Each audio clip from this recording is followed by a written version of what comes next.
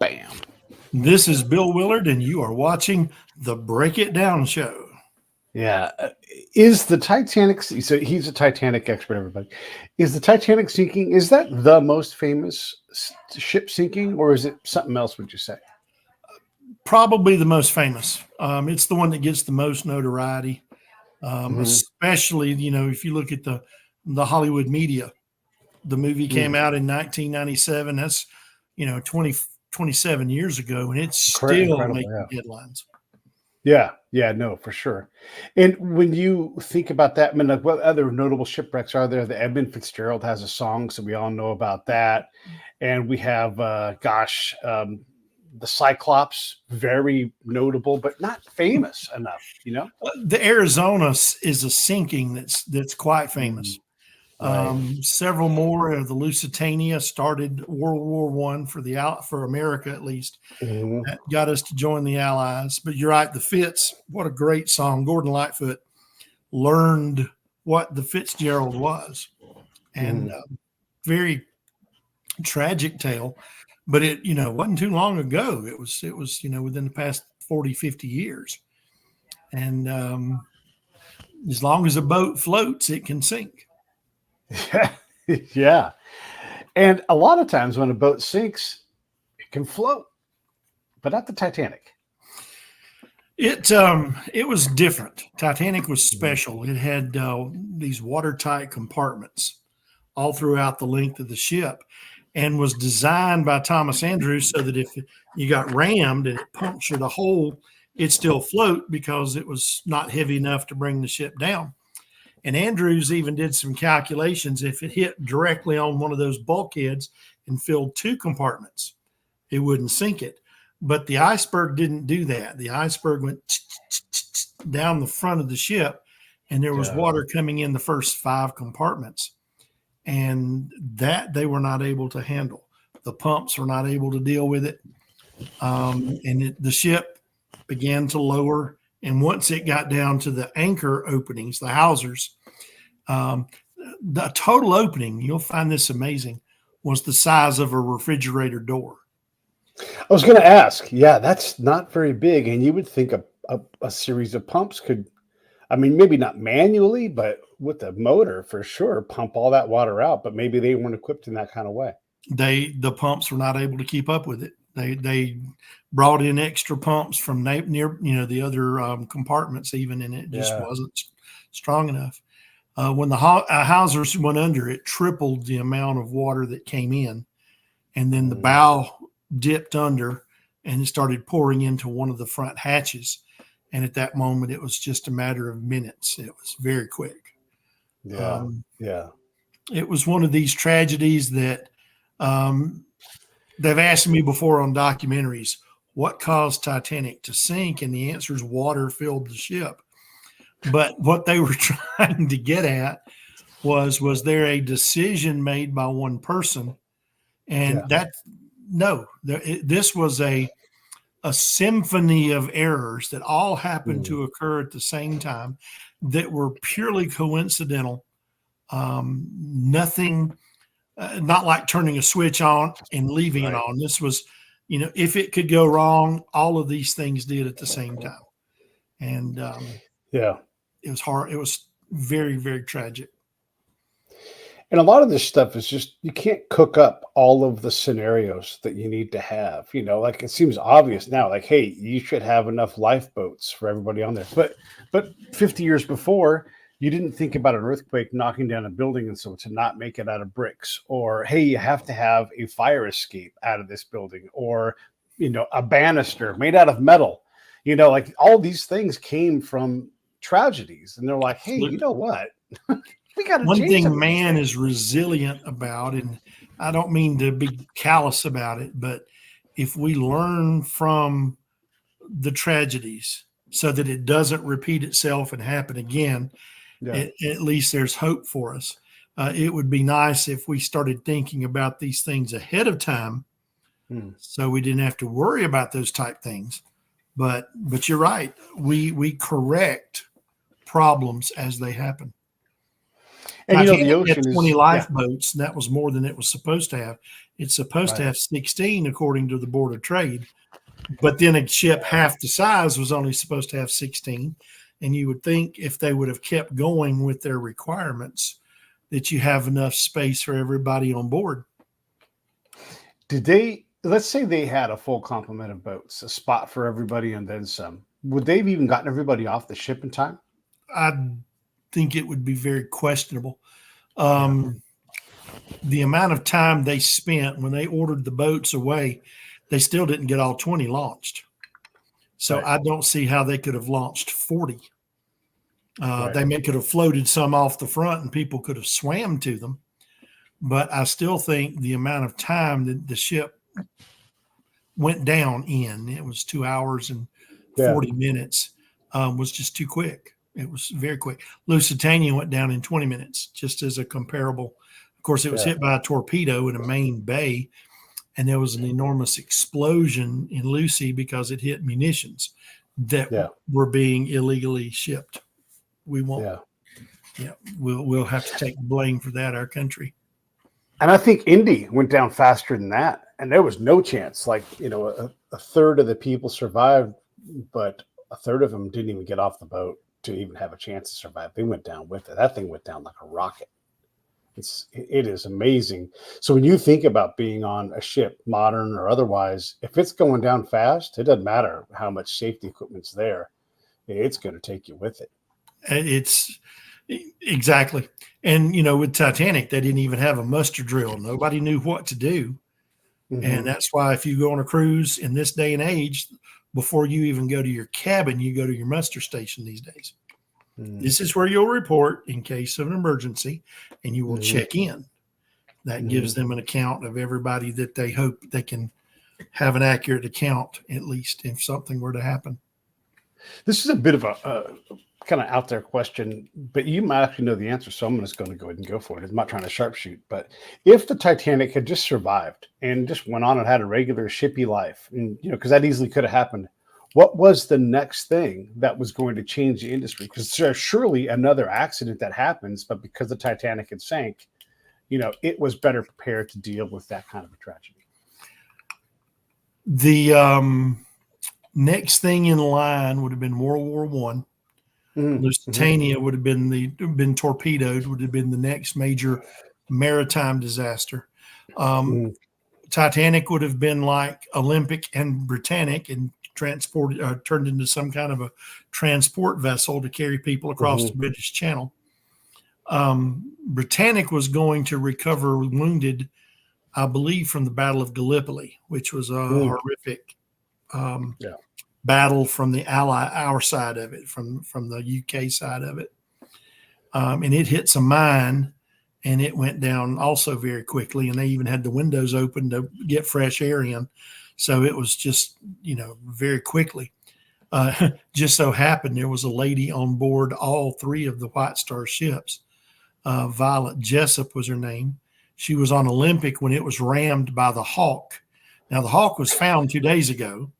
She was on Titanic when it sank, and then she was on Britannic as a nurse to go and rescue the wounded when Britannic sank. And I tell you what, if those things had happened to me after the second one, I would have been landlocked. I would have said, you know, for the birds, I'm going to work in a hospital. I'm not going to be on the ship anymore. But it would have been a troop transport, probably. Would it have been torpedoed? Quite possibly. Olympic was declared old and ready for scrap in 1938. And of course, they were getting ready to prepare for World War II. So that probably would have been Titanic's fate as well. Right.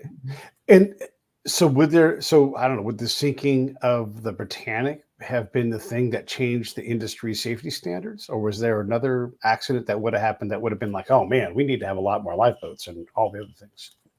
I think Lusitania probably would have had more. That would have been the one. Because Britannic was empty except for nurses and doctors, you know. It had no passengers and things like that. I'm sure that there probably would have been something else torpedoed if Titanic had not gone down that would have caused that ripple effect. And did you say they just found the Hawk? the other Found the day. hawk within the past few days. No kidding. I didn't know that. Actually, so let me back up. So when they found the Titanic, this for me, and I think a lot of people, it was such a big deal. It's one of the things where I remember where I was when they found this out, and I was a kid. I was a kid, and I was working at Kentucky Fried Chicken, and someone came in and shouted, "They found the Titanic!" And I was doing dishes, and all of a sudden the water had this real relevance to me, and I'm like, whoa. And a couple of years before, they had that movie about the Titanic, the latest in the chain of them, and I was blown away. And then something in the news, because now that we found it, it was like, let's get it up, let's get it back. And they're like, it could be made out of gold, and it wouldn't be valuable enough to be, And I'm like, as a kid, I'm like, I'd go to that thing every damn day for a week. I would just spend all kinds of money because I was fascinated. We were all fascinated by that thing. It still draws the fascination. There are a lot of schools that teach lessons in third and fourth grade or third or fourth grade, and Titanic is a part of one of those lessons. And I wish I had $1 for every school group I've talked to. It's so fascinating to watch the eyes do what yours just did. Like, Yeah. and you're talking about it and you're sharing it and you start throwing pictures up there. And these kids are just in a different world. Yeah. The teachers always contact me afterwards and say, they talked about you for the next 3 days. I didn't get a chance to teach them anything. And they wanted to ask all these questions. And so it is beautiful learning taking place to see the excitement and energy that you even experienced while you were washing dishes. Yeah. No, it was a neat thing, and we didn't think it was possible. I mean, that was the belief that I had of that time, was like, no, they can't even find it, it's too deep. And then and there was all this space exploration stuff that was going on at the time, so maybe thinking back, it probably was inevitable, but we still don't know where Flight 19 went. We still don't know where the Cyclops is. I mean, like, there's a lot of stuff that we're like, we just don't know where it is because it's a big ocean and it's hard to get down to it. It's hard to study. Forget about like staying down for a long time. I mean, even in modern times, last year we had a deep sea vessel, not do too well. And I had a personal friend on that one, PhD. They worked with us. And I was out there in 96 as an observer, in 98 to raise the big piece, which is that conglomeration behind me. Wow. And I've known PH very well since 98.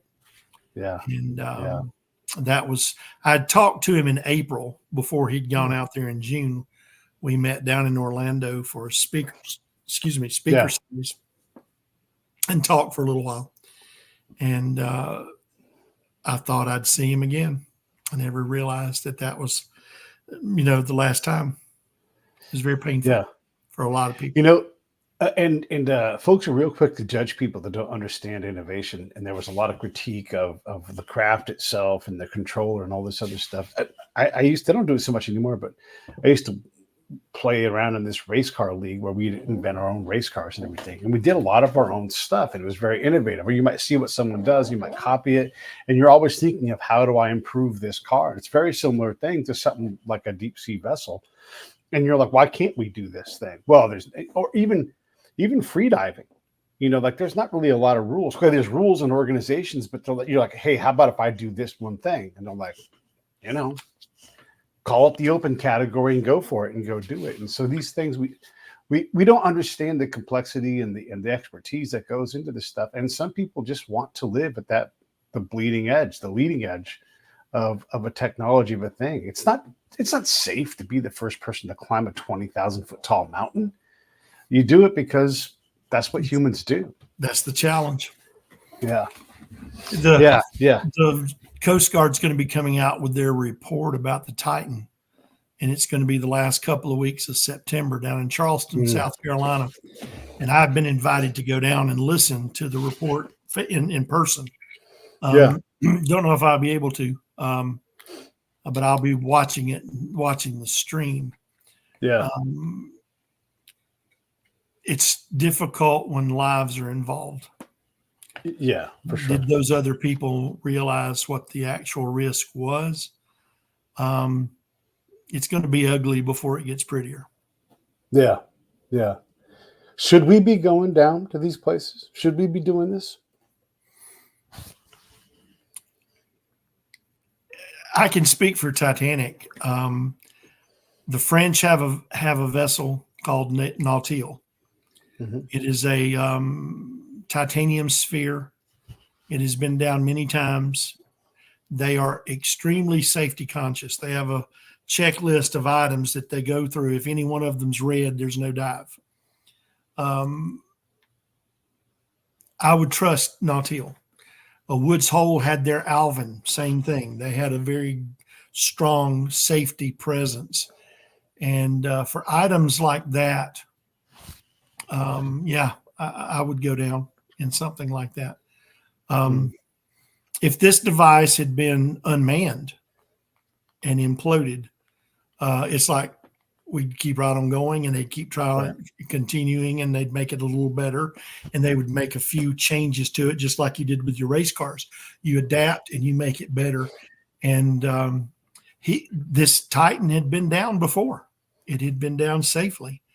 It's just that it was a cumulative effect. I'm speculating as totally, from looking without looking at the data, but I would think it may have been a cumulative effect that it had on the device, on the external spherical parts. But it was a tragic ending, and it's in a position in the middle of the North Atlantic. Titanic is, to where there's no governing body over it. It's international waters. So if they want to do something like that, they can. But I would go down if it was safe enough. If I was convinced of the safety, I would go down with the French without worrying. Yeah. It's the ocean is not forgiving. I was going to say earlier, it's always trying to kill us. Like, yes, we adapt to it quite well, but you give it a chance. It's like, I'm going to collect you, and I love water. I swim and I don't mind open water at all, but I also have a healthy respect for the fact that I am insignificant in that big pool, and you can be erased. That is a very accurate way of saying it, what you just did. We are just a little something in this enormously massive substance out there, and it doesn't worry about us. It doesn't help us or protect us. It gives us simple rules, and if we follow those rules, we should be okay. But if you read, there's a book called The Graveyard of the Atlantic. It's by Dr. Lee Spence, that talks about 300 to 400 ships that are off the coasts of the Carolinas and Virginia. Of those ships went down, and there's no record of it. Also, the Grand Banks this is parallel to Canada going to New York. It's a very short depth. It's 300 meters, so it's not a very deep area. The Grand Banks goes along, and then it drops off drastically to where Titanic goes down to about 2 miles. But there are just numerous records of ships that went sailing and never reported. They never went anywhere, so they are down on the ocean somewhere. So it's like you said, it's the sea claims its own often. Really does. Yeah, it really does. Yeah. If we went back to the mid 80s and someone's like, you know what, I got the cash, let's raise that thing. Is it even possible? I mean, look, we there's too much damage. Yeah. When we were there in 96 and in 98, I've got photographs and video from inside the ship. The supporting members are like parentheses. Okay. Because of the collapse, you put too much stress on those and it's going to collapse for sure. The damage is just too significant. Would it be able to scoop something and pick it all up in one entity? Well, if we had that kind of technology, maybe, but that we don't have anything close to that, and it would take much more than what anybody's ever put into recovering something. We've recovered submarines, and we've recovered, I think, a ferry or two, but this is something that's 500 or 600 feet long. The bow is, and it weighs 20 to 30,000 tons empty. So you can imagine how heavy it will be with water in it. Yeah, it's crazy. And then, has anyone gone inside not you can't like I don't. I mean, they don't mean a human like by themselves, but like any kind of like a vessel. Has Oh, the anyone ROVs explored have. in? The So ROVs those have. are all not manned though, right? Correct. Correct. Okay. The closest humans have been, they will sit at the top of the grand staircase in Okay. a nautil or a mirror. The Russians had one, two of them called the mirrors. And the ROVs venture down from those, similar to the movie. And those little unmanned items go up and down the hallways. I've got about 40 hours of footage from 98, and they went into specific cabins. And when George Tulloch was in charge, he had a 3 expedition plan in 2000, 2002, and 2004, where they were going to go down the hallways and look in each of the listen to me, each classroom, each of the staterooms, and do a reconnoiter to see, are there items that will contribute to the history that can be brought up. Right. And then by the 3rd expedition in 04, seek to recover those items, because nobody brought their luggage out to the rescue, to the lifeboats. Right. And Charlotte Cardeza, for instance, she had 27 steamer trunks, and she brought her own bed linens, and she had all of her clothes and her mink and everything. And the suitcases, the valises and everything that are made out of leather, they use a material called tannin in the leather. The expression "tan your hide" comes from that. Right. We all knew what that meant in the South, because we did not want to get our hide tanned. Yeah. But the tannin absorbs into paper and cloth, and it preserves those items. So if you bring up a suitcase or a Gladstone bag is what you'd expect a doctor to carry back in the old days. But you open a suitcase, and the tannin has helped protect the items that are inside it. And they've actually recovered newspapers from inside a suitcase that looked like they've been in a driveway for about 3 weeks, Sure. Got some damage to it, but you still can read the original print. Yeah. So Arthur Pushin, when he was getting ready to go up on the boat deck, he had a tin box that inside of it were, in 1912 terms, $300,000 worth of stocks and bonds and commodities. And instead of taking that and putting it in his coat, he reached over and picked out oranges to stick them in his coat. And he was asked, "Why did you get oranges instead of, your valuables?" And he said, "The oranges seemed more valuable at that time." Yeah. So, you can replace your stocks. You just say, "I've lost those certificates," and they'll reissue those. But in his room, if that tin is still secure, and if there's a leather pouch or something in there with it, those stocks and bonds may still be readable and still be recoverable. Yeah.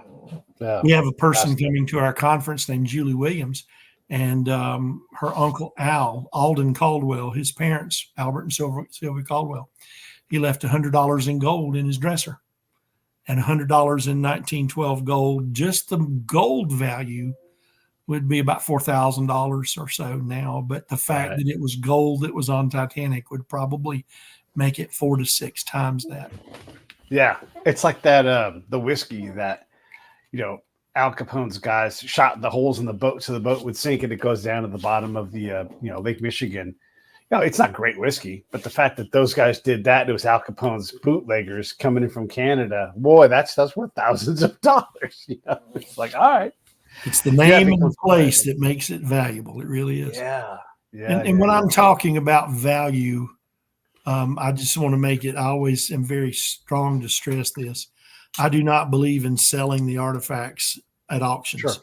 Because if you take a wonderful piece, if you recover this piece off the bottom of the ocean and you sell it at an auction, somebody's going to buy it and put it in their room and on their mantle or in a display case in their house, and nobody will ever see it again. Right. I think the value comes in putting it in a museum, because this piece has a story to it. Yeah. And that's where the value is sharing that story for the rest of time, so that your grandchildren and my grandchildren can go to a museum and go, "Whoa, that is so cool. Look at the story that went along with it." And it's irreplaceable. Is there something that's airtight, that's locked in there that someday will pop up because it'll just get under something that's rusty enough that it gives way? Most everything down there. There are some refrigerators that may have been sealed, but it's Yeah, believed that the heavy pressure has collapsed most just of them. crushed. Yeah. One of Okay. the theories I had when I was young, I just celebrated 50 years of research on this second week of July. So I'm Yeah. old. I'm old as dirt. I admit that. But when I was in middle school, I thought, wouldn't it be neat if those freezers are intact without Mhm. water in them? Because they could bring a freezer up, open it up, and you got a piece of meat that's been frozen for 120 years by the time they bring it up. Yeah. Yeah. And so do know that the champagne that they've brought up, some of the bottles have already, the cork is gone. They don't have any idea where it is. You shake a bottle good enough and that cork will pop out. And Sure. some, because of the pressure, the cork has been pushed in, Right. and the champagne's gone. But some of them still have the cork intact. And I do not drink alcohol, never have had anything like that. And I was asked if the champagne bottle had a way to sample it. Would you sample the champagne that was on Titanic? And I said, but at those times it was like 45 years. I've had 45 years of never having any alcohol. But to say my first sip of any alcohol was champagne from Titanic, yeah, I'd had a sip of it. Yeah. Yeah. It's easy to go back to that's the only one. Yeah. But they said that the color is still golden, still Mm. yellowish. It still has a slight bit of effervescence, the bubbles, but it's heavily salty because the Mm. salt has permeated through the cork, salt water. Sure. Sure. And I thought, Yeah. that's it's amazing. It is amazing. Amazing. How like the ocean in general, we just don't know anything about it. It's so expensive to explore, and the archaeology that we just don't have any access to, right? How much of the Titanic remains just either unexplorable now without the technology that is required to do it, or just too dangerous? I mean, how much have we actually gotten to? I'd say 95% still Okay. pristine down there. Yeah. There's so much. There's so much. I had a family member that was on the ship. She did survive. She was a distant cousin. My family in the Carolinas did not know that she was related to us. It Hmm. was that distant. And I used this wonderful genealogical site called Ancestry that everybody a lot of Yeah. people have played around with. And I took my line back to England to the 1500s in several branches. And then I said, well, I'm going to start her line. And because she was unmarried, I followed her father's line only. And she was from the same small village that my family came from in Kent, Yeah. England, Horsmonden. And then I found the common ancestor. So Right. we're like seventh or eighth cousins, something like Yeah. that, Yeah. generations back. But I would love to go in her cabin and recover her items. Right. And they would belong to the recovery company. I would not, oh, those should go to the family. I wouldn't say anything like that. Yeah. But that would tell her story. It would put Yeah. her picture beside those artifacts and tell about her life. And I think what a great way to honor her Yeah. to do something like that. And George Tulloch was good about that. He felt that the ship is important, but it's the people Yeah. that made it incredibly important. And when they would recover a bag, he was like, what have we found? Who can tell us something about this? Right. In 1993, they recovered a bag that had a clarinet in it, and it had music, and it had catalogs, and it was from a man named Howard Irwin. Howard survived because the legend is he was shanghaied the night before, put on a tramp steamer down to Australia, and by the time he realized he was on that steamer, Titanic had already set sail, and he was already on the ocean going down to Australia. That's the legend. But one of the things in those bags were love letters from his fiancee named Pearl Shuttle. Now, a buddy of mine that lived in Cleveland, he lived in Erie, Pennsylvania, near Cleveland, was a Yankees fan. He was turning over to watch the Yankee ball game, and he was not a Titanic person. No, didn't care about anything about it. And all of a sudden, he stopped because he heard the name Shuttle. His last name was Shuttle. And Dave stopped. He sat back, and he goes, "That's my grandfather's sister, Pearl." And it's who it was. It was Pearl Shuttle. And he found out about Pearl's letters, and he never knew that about his great aunt. And so he calls up the company the next day and goes, "I'm Dave Shuttle. Those letters are from my great aunt. Can I see them?" And so we learned about Pearl Shuttle. We learned about what she did. We learned more about Howard Irwin and Henry Suit Hall traveling together. And it's just an incredible story. And it was sitting on the bottom of the ocean for all those years. It's an incredible thing. So you know this, but I'll tell the audience. The other day I was in Seattle and I went to the local Titanic exhibit there. And it is, look, the Titanic stuff is neat, right? Like I think there's like a door, like a pressure door of some kind. And you look at it and you want to touch it, and that's kind of cool. And there's like a block of ice to give you a sense of how cold everything is. But it's the spectacles, it's the letter, it's all of these other things. And then you see the person up there and, it's like, wow, that's a real person. And you're struck by how many, it's how many businessmen are going, I have finally made it. I'm going to go back and get my family ready. I'm going to come back, get back to work. And then my family's going to come on the next ship. And then he's gone. And you're like, what does his family do? They don't survive the wreck because they weren't on the wreck. They just survive, and they're like, hey, the dude who's had figured it out, and he's in America, he's dead. And just, it's fascinating, just the secondary and the tertiary stories of people that were lives were, it just becomes very human when you're in that space. And the exhibit in Las Vegas is also fascinating. This won't ruin it for anybody, and anybody who's in Vegas should absolutely go. It's incredible. Like you get at least what I went, you got your ticket and you're like, you're Bob Stevens. And you're like, I'm Bob Stevens. And you kind of go along. And then at the end, you're like, oh, I'm a goner. And you find out I had mine sitting here. I moved it. Yeah. You're given a passenger, and at the end, there's a list of who survived and who did not. So you get to do that. There's a perception with the Titanic, and I always wonder how true this is, in that like the steerage folks, the third class folks, that they were treated like a low. Look, they are literally in a lower class, but that they were treated in a way that was more dangerous and unfair to them. And I don't know if that's true or not. I mean, if you sit on an airplane, everybody kind of just sits in the same place. Maybe someone's got a bigger seat, maybe they get fresh cheese, but there's not a whole lot of difference, right? Is that perception that a lot of us have, that like, oh, we look down on these people and that's why they were treated so poorly and that's why they died? Is that third fair? Class on Titanic was probably better, as good as second class on another ship. Okay. It was a lot of third class ships. You had to bring your own food. You paid, they called it steerage. That was the term for it. And they just herded you in like cattle. But Titanic was different. Everybody had their own bed. Most of the rooms had running water. Now, they did have one bathtub. So if you wanted to take a bath, you would be sharing that bathtub with quite a large number of people.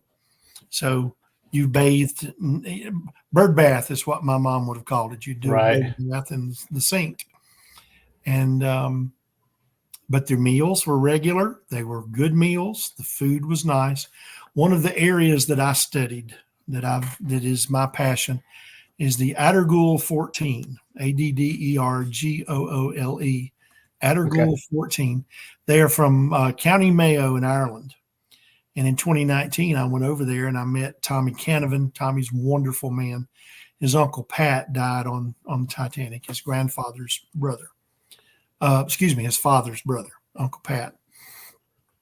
And Pat was one of 14 people from that area that all traveled together. An Addergoole resident who had moved to Chicago was going back and bringing over a bunch of them. And these people slept in a bed by themselves for the first time in their life. they had running water in their room for the first time in their life. The restrooms, they didn't have an outhouse. They didn't have a hole in an area. They had an actual flushing toilet, and those kind of things amazed them. They would sit down for meals and see foods that they had never had in their life, like a banana. They had no idea what a banana was. Right. They're sitting there going, yeah. and then when somebody else would open it to eat, they would try it also.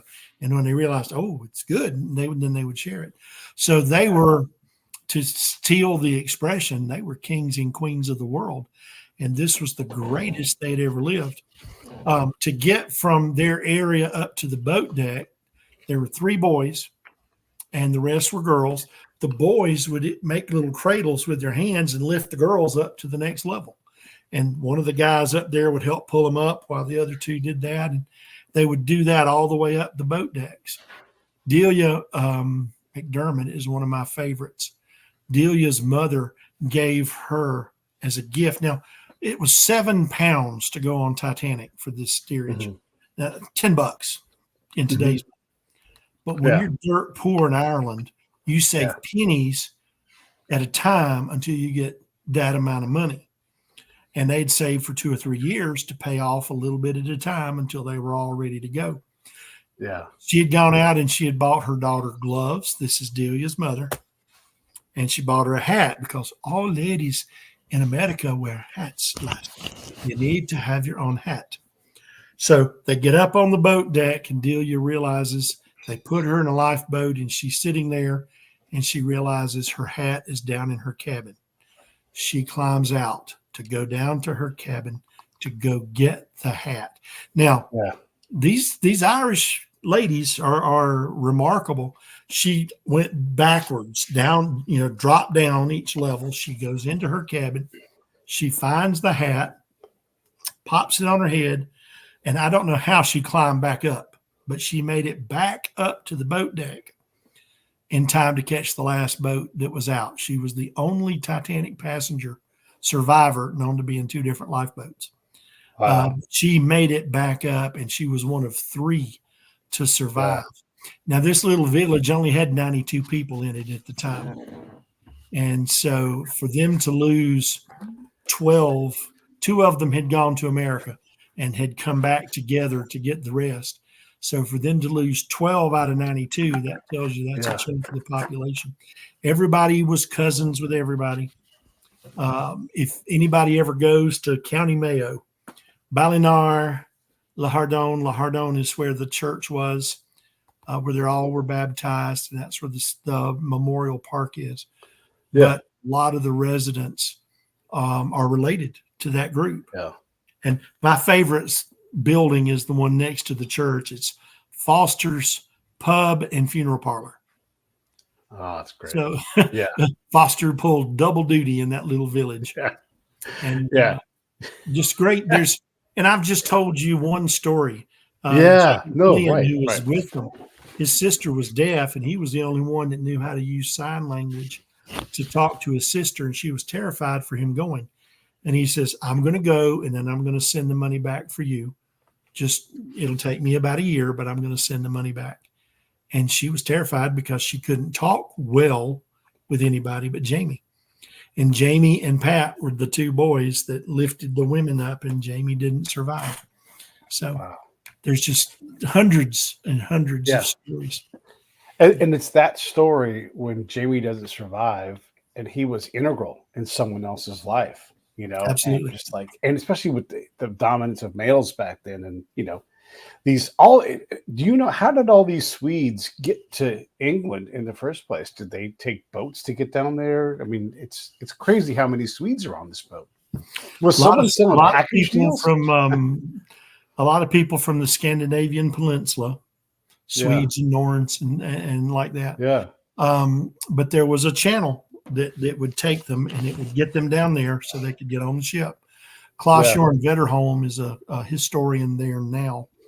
And Klaus was on the 98 expedition with us. And I last saw Klaus in 2019. And he has researched all of the families and told their stories. And I said, would love to read your book. And there's only one problem with it. It's in Swedish. And I know that word. I know that word. I know that word. That's a name. I know that name. And that's about all I can read out of it. But it's a fascinating book. And he did a great effort to tell those people's stories. Yeah. Yeah. It's just it's a ship full of these things, you know. It's just the crazy coincidences, the people that get on, that get off, all these different things. It's just you never can get enough of it. You don't get enough of it. Go ahead. To make it really a tragedy, it could have been worse because Titanic was half full. They had a lot of empty rooms. If it would have been completely full, add another 2,000 to the casualties. Yeah.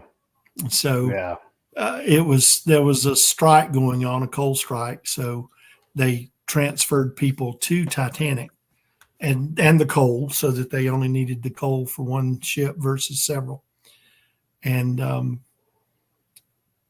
it could have been full. Right. Yeah. Is that Providence? I think that's a good way to say it. It was just a fortunate fluke that the maiden voyage was not full. Right. Yeah. Even some of the other stories, Isidore Straus owned Macy's. He and his brother owned Macy's. Right. If you go in the 34th Street entrance in New York, there's a plaque to Isidore and Ida Straus. Interesting enough is they both were born on the same day, 2 years apart. February 5th. One was born in 1846 or 1848, the 2 years apart. Isidore and his family were down in Atlanta, and there was this little skirmish getting ready to take place in the South against the North. And his father realized that because Isidore was from a wealthy family, he would probably be made a young officer instead of just an enlisted man. Yeah. So he sort of sent Isidore to Europe for a while to shop, as a purchasing, to buy things. So that would kept Isidore from being a Southern officer in the Civil War. Right. And when he came back, they bought Macy's, but they had the same date, not the same year, but the same date of their birth, and they both passed away on the same day. But even Isidore's story, James Cameron filmed it, but he thought most of America knew it, I think, so he cut it out of his movie.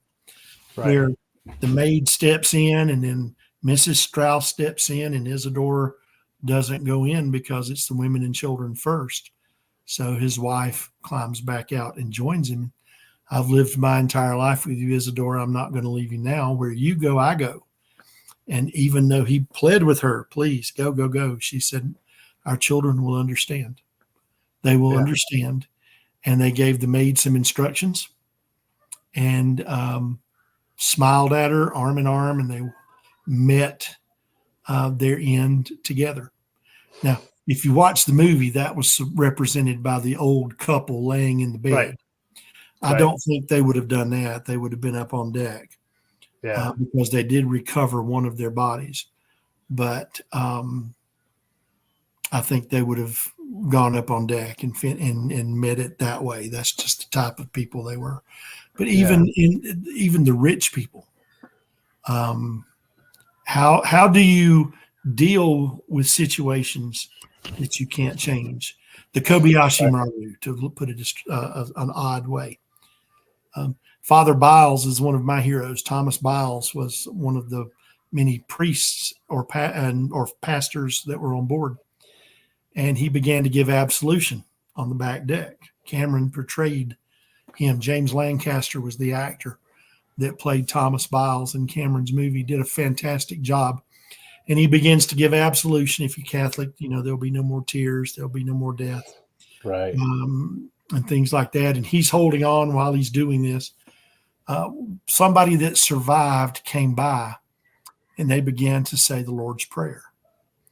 And he said, this is the steward that heard this, it was in different languages, but everybody was saying the same thing. And they all said it together. And I thought, oh man, that's about as incredible as it could be. Is Yeah. here you're facing the end and you're giving comfort and peace as only a priest could to those who worship and who are believers. And when I was in County Mayo for the Attergool Memorial Service, they get to the end and they say, we're going to say the Lord's Prayer. And I went, oh, I got this. And they started saying it in Gaelic. And I'm going, Sure. and I'm hearing a completely different language.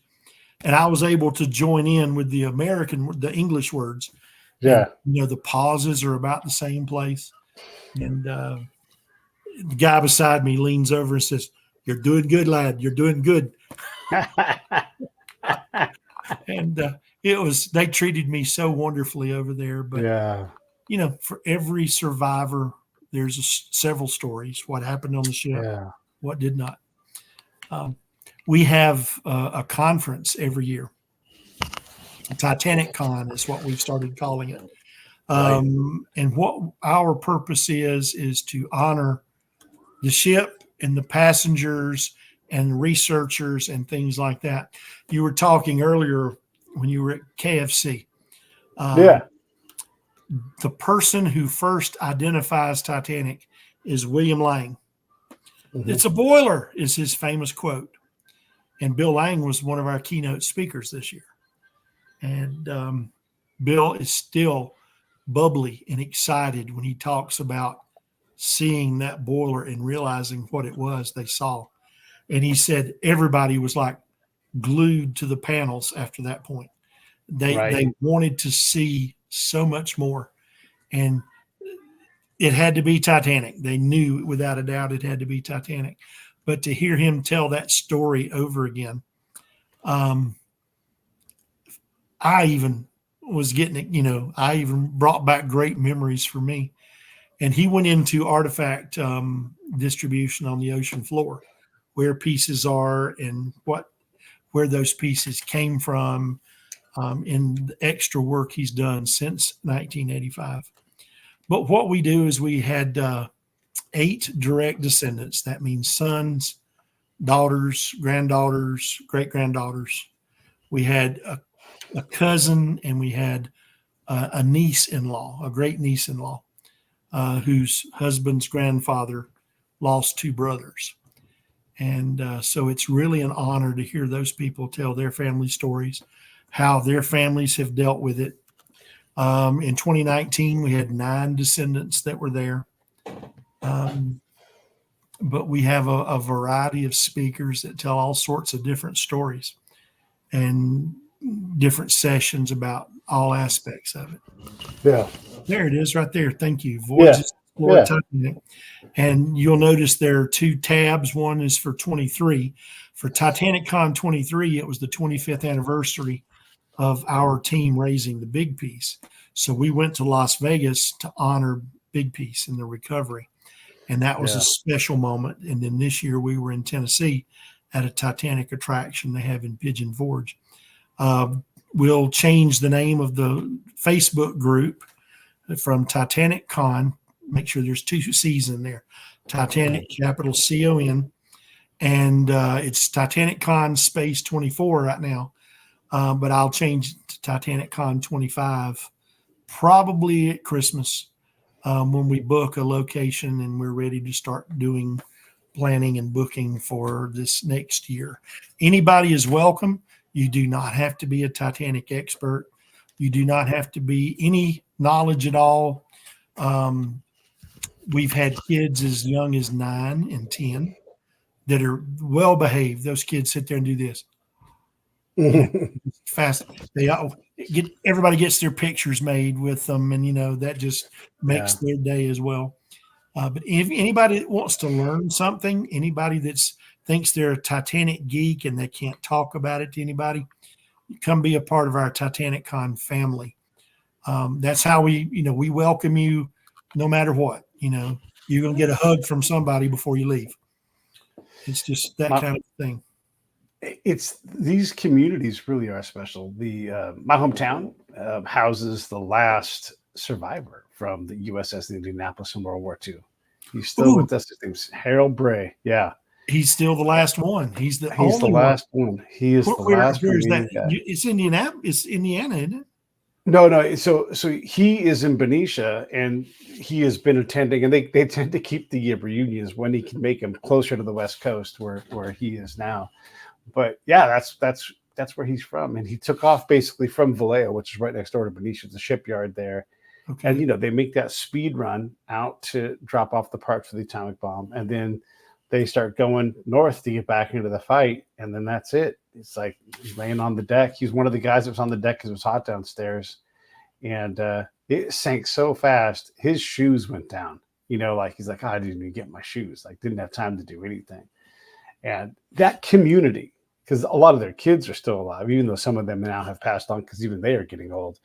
But it's amazing, all of the people involved. There's a guy named he's Captain Toddy, Totti, and he is a commander, used to command the USS Indianapolis submarine. And so he sort of owns all of that space because when you're a commander, that's just part of your thing. You don't get to give things up when you're given a ship like that or a submarine like that.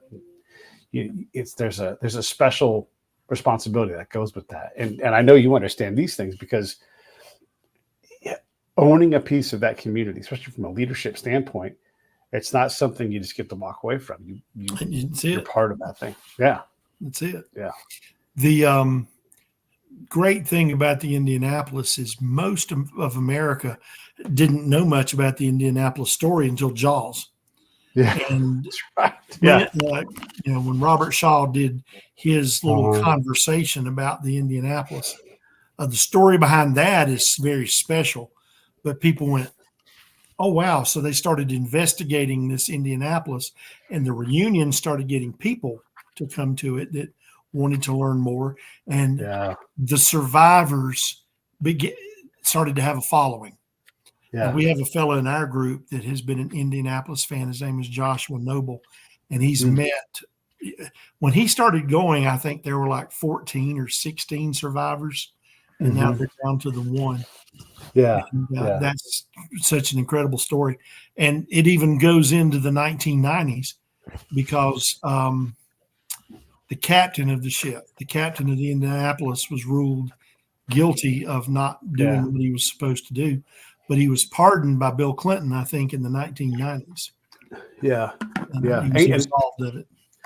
That captain I was telling you about, Toddy, he was a big part of that and pushing that forward and getting that dealt with. This will blow you away. So I'm talking to Harold. He's on the show. And, this is that generation. So the boat sinks, everything else, they get rescued. And people were dying as they rescued them. People that were rescued, just like the Titanic, they died. And so that's how close they came to losing everybody. I mean, hours, a day at tops, and then they're all dead, right? So anyhow, Harold gets rescued, and the Navy's like, hey, don't worry about the war thing anymore, because he was new. Like, where do you want to go? He's like, as far from the water as possible. So they send him to Great Lakes, and that's not ironic. That Great Lakes was a training place, and it's safe, and you don't got to go out in the water. And so he went to Chicago, and he worked there. Never told his parents that he was on the Indianapolis. Yeah, never told him. He's like, why would I make a big deal about that? So many worse things happen to so many other people. And when he said that, because I'm a combat guy, I got it. I'm like, yeah, you're not going to make a big deal about yourself because you got lucky, you survived. You're just going to go on about your business, right? But my friends who aren't combat guys are like, did you hear that, Pete? And I'm like, what are you talking about? Yeah, because he didn't tell us. Yeah, of course he didn't tell us, folks. Not that big of a deal. And they're like, no, it is big. I'm like, oh my God, you're right. It is a big deal. Yeah, never told his folks. Because they're like, yeah, a whole bunch of people died. I saw a guy eaten by a shark. You think I'm going to be like, I was there? No, it was horrible. Skip that part, I wonder if they knew and never spoke to him. Yeah, I don't know if later on he did, but so many of those guys just clammed up, right, and did never say anything about anything.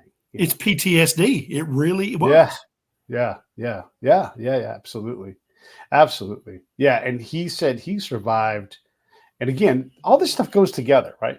He survived because he found something floaty, and he's like, I'm getting away from all these fuckers because they were all fighting and they were all trying to live.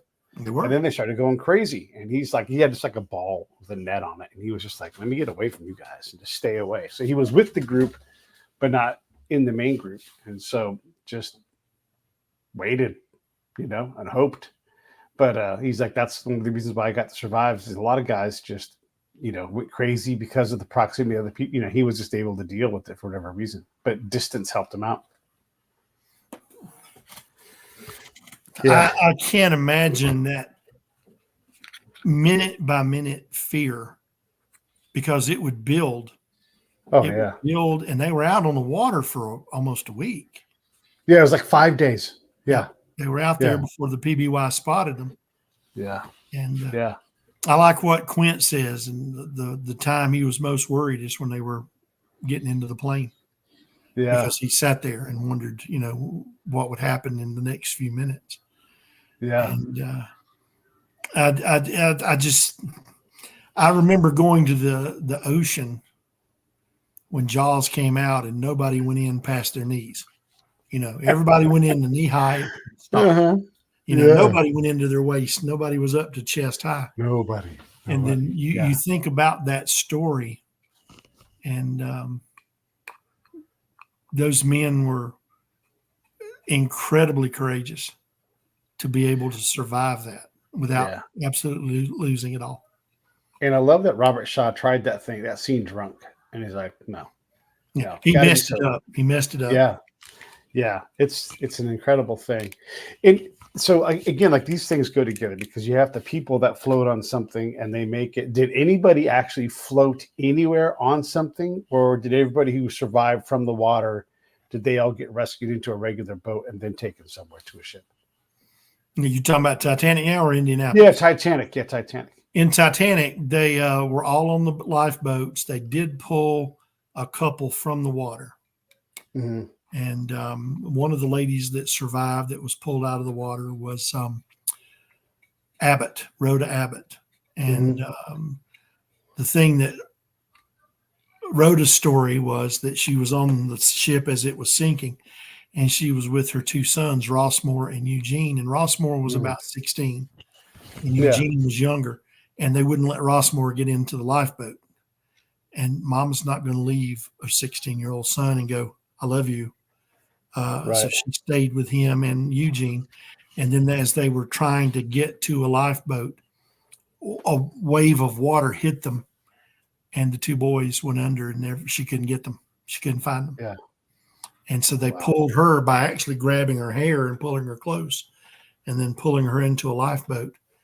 And of course, that is the day she said was she never had another happy day in her entire life after that, because that's when she lost her two kids. But they pulled her out of the water that way.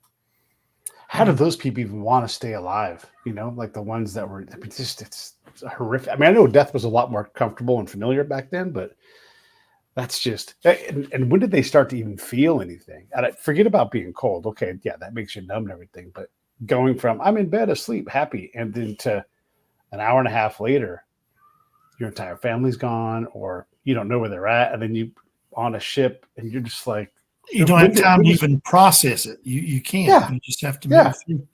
There were two cast members. We had a conference in 1999, and we brought a man out named Bernard Fox. Now, our generation remembers him off of Bewitched. He was Dr. Bombay. Sure. Hogan's Heroes. He was Colonel Crittenden, the crazy Brit. And one of his last big roles was Winston the pilot in The Mummy. Okay. But he played Archibald Gracie in Cameron's movie, and he was in A Night to Remember as Frederick Fleet. But he told me about a scene that's not in Cameron's movie. And this is before they had all these deleted scenes they'd made public. And he called it the gauntlet. He had to run the gauntlet. And the person who played the ship's baker was Liam Toohey. Liam is a wonderful storyteller, great young a person. Pardon me. I hope we can get him to our conference next year. But Liam is just awesome. And when I mentioned the gauntlet scene, he was in it also, and so is Johan Griffith.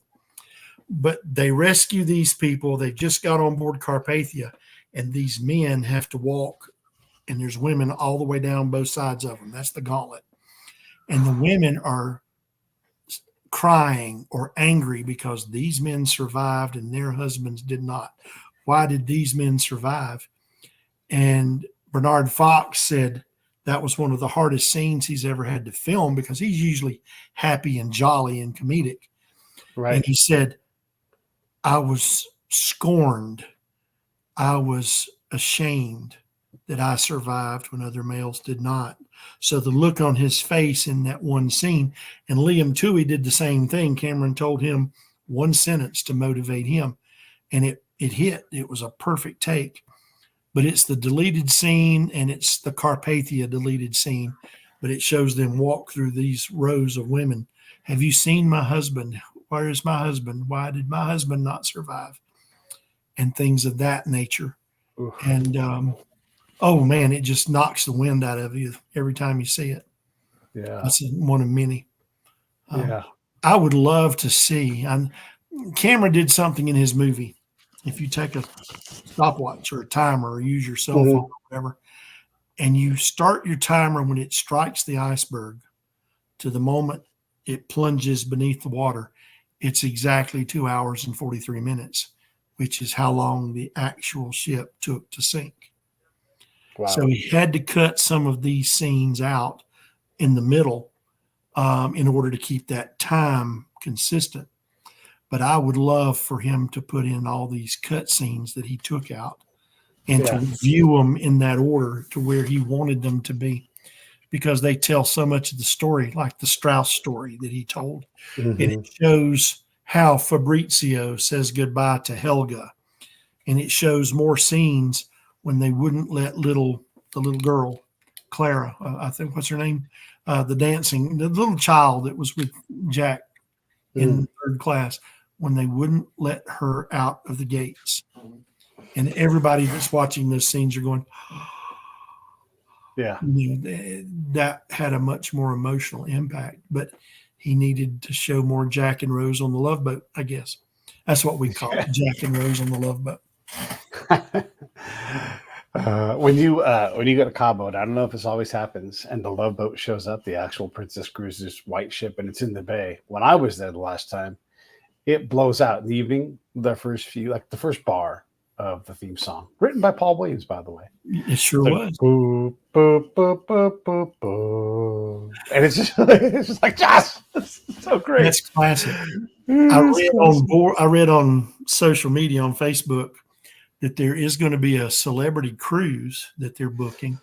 And nice. Gopher's passed away, Fred Grandy. Yeah. But Isaac and several of the others from some of those sitcoms at that time are all going to be guests on the cruise. That's so great. And you get to meet all the famous celebrities while you're on a cruise. And of course they're saying, Isaac's got to get out there and, and make a cocktail or two and just, he's going to be so famous. Those people are loving it. I'd love to go to a show with a lot of those famous stars at it. Yeah. Just to say thank you for making my growing up so wonderfully meaningful. I've got just two quick questions for you before I wrap it. And I know we've already been a little bit long, but it's just so fascinating. What are your thoughts on the reported ship that was right there in the area when Titanic sunk? Not Carpathia, closer. The Californian was nearby. It was nearby. It was the Californian. When we were out there in 96, we did an experiment where someone had rockets made just like they made them in 1912. And one of the ships took them at a certain distance away, like 15 miles, and launched them. And you could see the rockets clear as a bell. And then they went even farther to 19 or 20 miles away from ours and launched it again. And you could see them as clear as a bell. So there's no doubt the rockets they saw were Titanic's. But this is one of the confusion things that we talked about earlier. White rockets for one shipping line may have meant we're stopping for the night, we're okay. Whereas white for somebody else may have meant something totally different. There was no regulations. So, okay, they're showing rockets. Everything's good. The one thing he did not do, Captain Lord of the Californian, was wake up the wireless operator and make sure they're okay. Had he done that, he could have navigated his ship back. But for them to stoke the boilers would have taken a good half hour. You got to heat the boilers. It's got to build up pressure and steam. Even if you're working overtime, you can only get the temperature up so fast. For them to maneuver through ice to get to Titanic would have taken them an hour to an hour and a half. About the best they could have done is toss nets over into the water, and people could have jumped in and some could have climbed on board. That would have happened. Would everyone have been saved? It is very doubtful. Yeah. Stanley Lord was vilified. You didn't do your due diligence. So Bruce Ismay was another one that was vilified. They wanted scapegoats. They wanted people to blame. And so when they came out with A Night to Remember in 1958, they also came out with a movie in 53, Titanic with Clifton Webb. But A Night to Remember made the officer of the Californian, made Stanley Lord look really bad. And so he walked into the Union in England, and there was a man working there, and he says, "I'm Lord of the Californian. Have you seen this?" And he throws the paper down that has the advertisement about the movie. And he said, "I did not do this. This was not what I did." And so they tried to plead Lord's case and say that, you've portrayed him all wrong. So if you're looking for a scapegoat, he's going to be one. If you're looking to say, he did all that he was required to do, what else could he have done? Right. He's not going to be a scapegoat. Nobody's a scapegoat. It's just a one in a million thing that happened that one night. So the Californian was a true story. Now, there's supposedly another mystery ship somebody claimed they saw that was a whaler, but there's no proof to that. It probably was the Californian before it drifted far away or something. I don't believe in the mystery ship. Okay, so if you do get back there, if they do get back, look, the next time the first responding ship or plane goes out and doesn't ever come back is not going to be the first time. This happens fairly regularly where it's already dangerous and you race into an area and then that's it. So you can't go ramming into icebergs. You can't go blow up your boilers and all these things. And it's a tragedy, right? And it's going to stay a tragedy. And so many times tragedies are tragic because it's like, just that close, and it would have been different. Absolutely. Yeah. Okay. One last thing. 95% not explored. All of these things. You must have theories on maybe what we're going to find out. Like, look, the ship is in two pieces. We didn't used to know that. So, what is something that you're like, what? I bet at some time we're going to find this out. Like, what's your pet theory? Or discovery, I think the big discovery horizon is going to be passenger stories. I think that's going to be the big thing. I don't think they're going to find the ship's log. It was made of paper. I think the paper's gone. I don't think that they're going to be able to recover a lot of the things because it is starting to collapse, and they've waited about too long. But I think if it were me and I were in charge of the company, my first expedition would be, I'd love to go out there and I'd love to go down one passageway and start trying to recover, and then go down another passageway. And how can we safely recover important objects? George Tulloch one time said, "We don't need 10,000 plates. There's a lot of plates there. We don't need 10,000 of them. But there's one suitcase." Right. Of that particular suitcase. And there's one more bag, and there's one more valise, and those are unique items.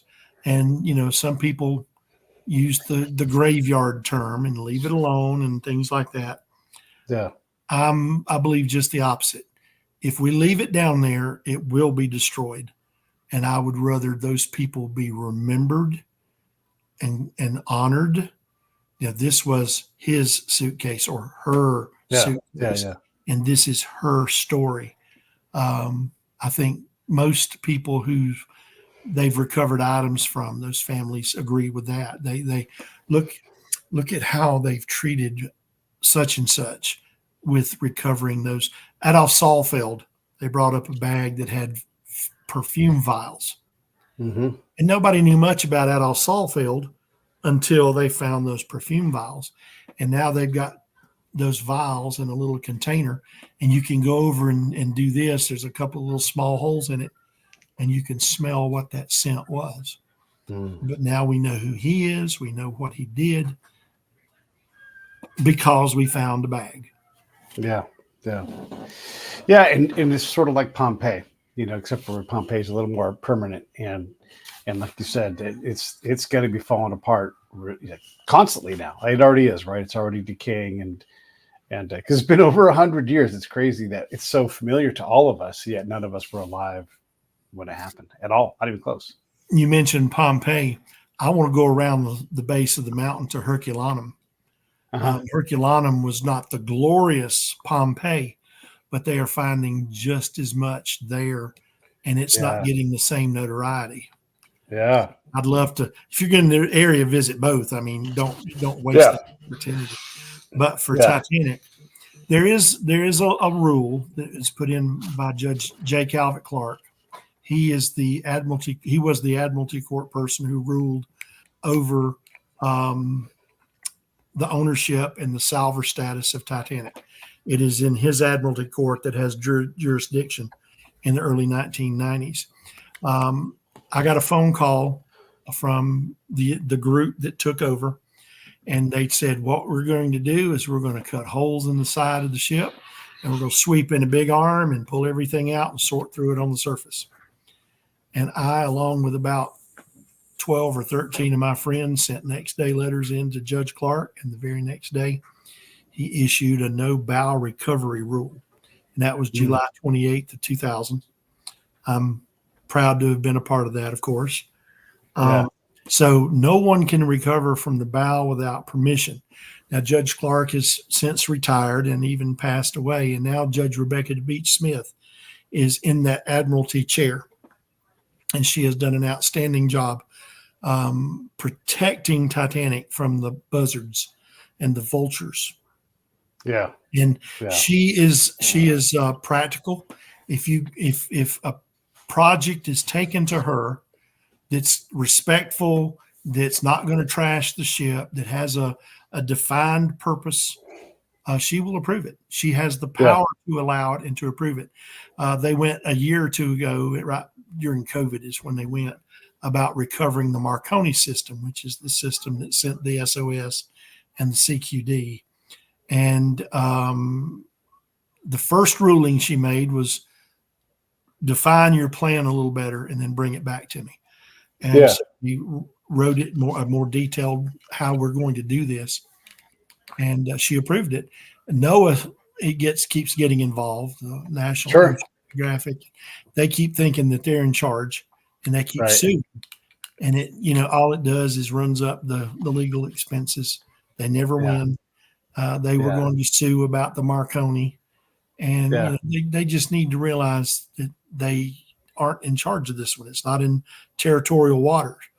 They were said about people recovering at Titanic, but they recovered the Monitor, among other ships. So, they want to be in control, and I wish they'd sort of back down, because it gets expensive getting lawyers to come in and do stuff like that. Well, if we don't bring it up, it's going to be destroyed. That's a given. That's a given. How much time do we have? We may already have lost access to a lot of those rooms. I've not seen the footage they got while they've been out there this past month. They may have lost a lot of access to go down those hallways. Once the sides begin to open, if those rivets and the pieces that are holding the exterior and the exterior falls away, then you can, you've got open floor, and you can access that way, unless it starts cascading downward. Right. And once it starts going downward, you have to have something to pull off tons of steel in order to see what was in that room underneath it. So that's Right. it's going to damage a lot of stuff. So we may not have the window that we expect. Well, listen, this has been great. It's been longer than an hour, but I've enjoyed every second of it. And it's just, I had 7 more questions that I said I wasn't going to ask you, so I'm going to save them for the next time we chat. But schedule me for another time and put those in the file. No problem. I'll be glad to tell. Oh yeah, here's my other big question: is anything bigger than the big piece ever going to come up off the ocean? At this time, no. Yeah, I say at this time because are no plans that I've heard of. P.H. Nargelet, who passed away in the Titan incident, his goal, he wanted to bring up a boiler. Still, okay. He wanted to bring up a boiler. Boiler's 20 tons, 21 or 22 tons. Crazy, yeah. So that's a big puppy to bring up. And if you ever see the picture of the boiler with a little human standing in front of it, you'll see how big that piece actually is. And what you would have to do to conserve that is technically build about a 30-foot deep pool to put it in, and to desalinate it. It's got to go through the deionized water to take the chlorine molecules out.